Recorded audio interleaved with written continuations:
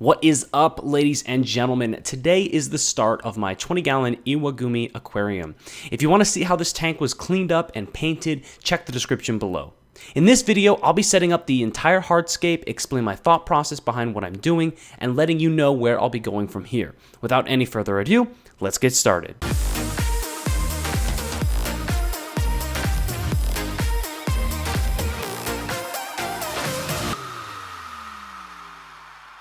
For this tank substrate, I'm using ADA Amazonia Aquasoil powder type. This buffered substrate will be perfect for my tank as a means to control both pH and hardness for my future stocking plans, which include sensitive dwarf shrimp. Now, I've used both the standard ADA Aquasoil, which has a larger grain size, whereas the powder type is much smaller. I opted for the powder type for a few reasons. First, it will be easier for plants with short root systems to grow, at least at first, and second, the aesthetics. The smaller grain gives better contrast next to the rocks and contributes to the overall scale of the aquascape.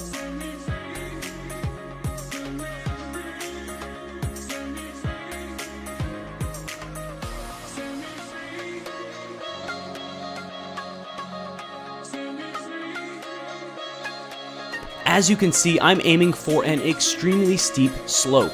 At the highest, I have around 6 inches or more of substrate, which terminates at the front of the tank at about 1 to 1.5 inches.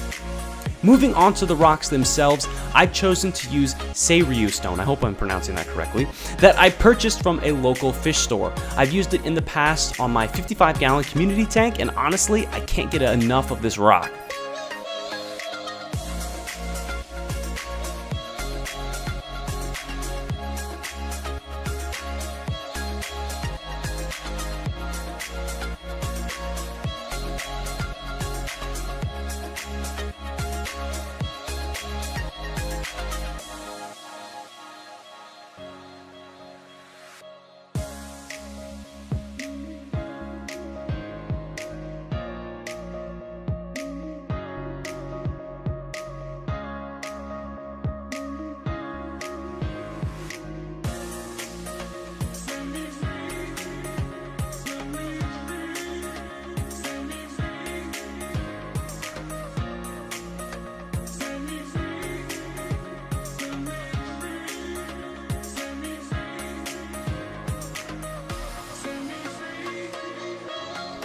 Now, when I started this hardscape, my goal was to create a mountainscape, something you'd see at the base of a mountain path leading up into the unknown.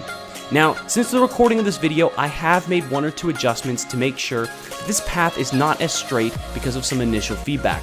I think that those changes have brought quite a bit to the overall feel of this hardscape. After I was comfortable with the major stones, I worked on adding medium to small accent rocks randomly throughout the aquascape. This helps make the scape feel much more natural and closer to what you would expect of an actual mountain.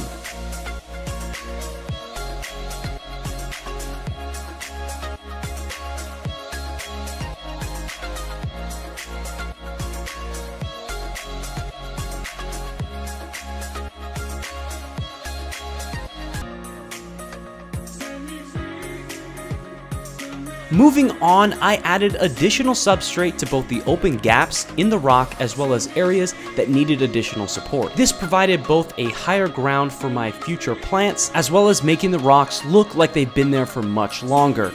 After that was done, I finished the remaining touches to the hardscape by adding rubble or debris rocks. These are the smallest rocks in the hardscape, and honestly, I'm not sure what's going to happen 1 to 6 months down the road. My biggest concern is that my carboning plants will cover up most of these rocks, making them all but useless. If that does happen, I'm going to trim them back and find somewhat larger rocks to take the smaller pieces' place.